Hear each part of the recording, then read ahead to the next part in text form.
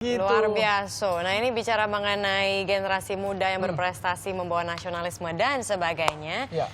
Informasi berikut ini ada hubungannya dengan anak muda. Jadi berawal dari hobi dapat dikembangkan menjadi sesuatu yang besar dan berprestasi. Tidak harus sempurna, seorang pemuda dapat terus menggali potensi yang dimilikinya dan juga turut serta membangun bangsa ini. Berikut cerita inspiratif dari anak bangsa Yosep Sinudarsono dan Habibie Afsyah.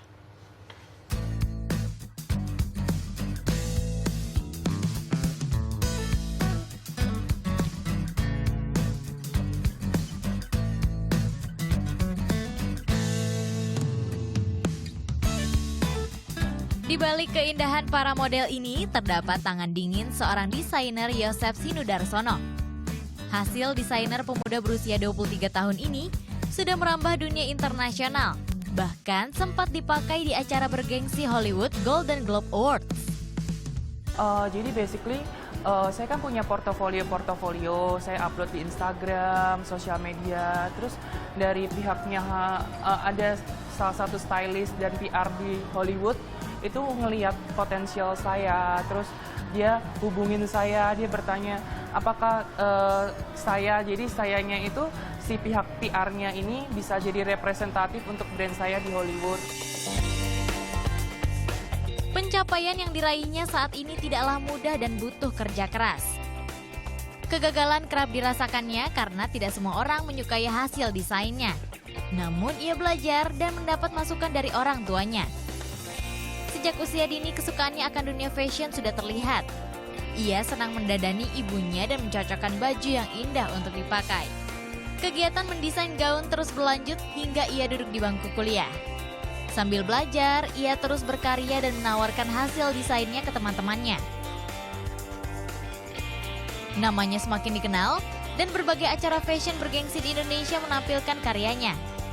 Tak jarang, ia selalu tampil dengan para desainer senior di Indonesia. Saya cuman punya ide, punya imajinasi yang saya wujudin jadi sebuah gaun, dan itu menurut penilaian orang mempunyai suatu daya seni dan orang tuh suka. Jadi banyak orang yang beranggapan, oh Yosep setara dengan ini, setara dengan itu. Meski sudah banyak prestasi yang diraih, tidak membuatnya terlena. Ia harus selalu tetap mengikuti tren dan berinovasi dari segi desain. Rencananya, ia akan berkolaborasi dan ambil bagian dalam film James Bond terbaru, Spectre. Karyanya pun akan kembali mengharumkan nama Indonesia di dunia fashion internasional.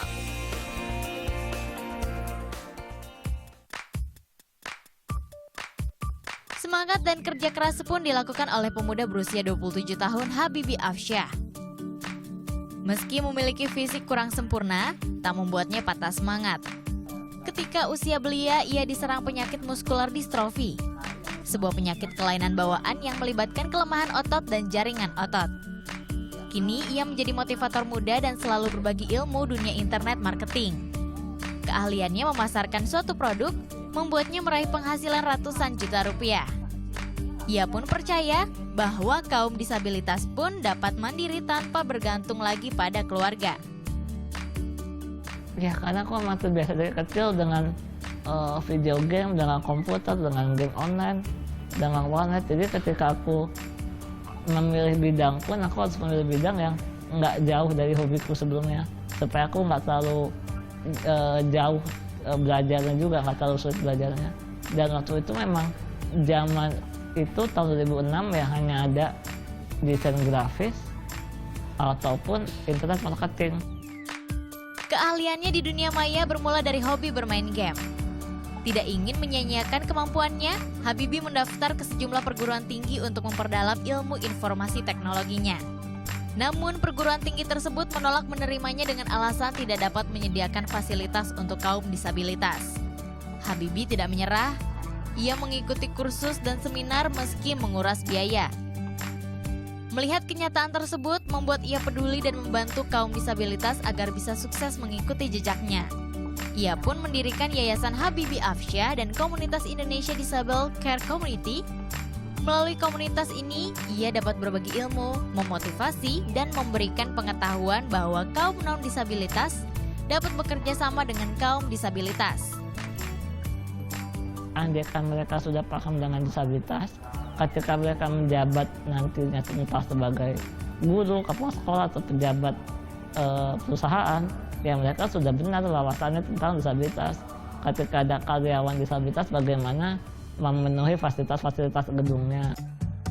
Saat ini, ia masih sering menjadi narasumber dan motivator di acara internet marketing yang berskala internasional. Berkat semangatnya, sudah banyak dari kaum disabilitas yang termotivasi dan memiliki wirausaha toko online sendiri. Tim Liputan melaporkan untuk NET.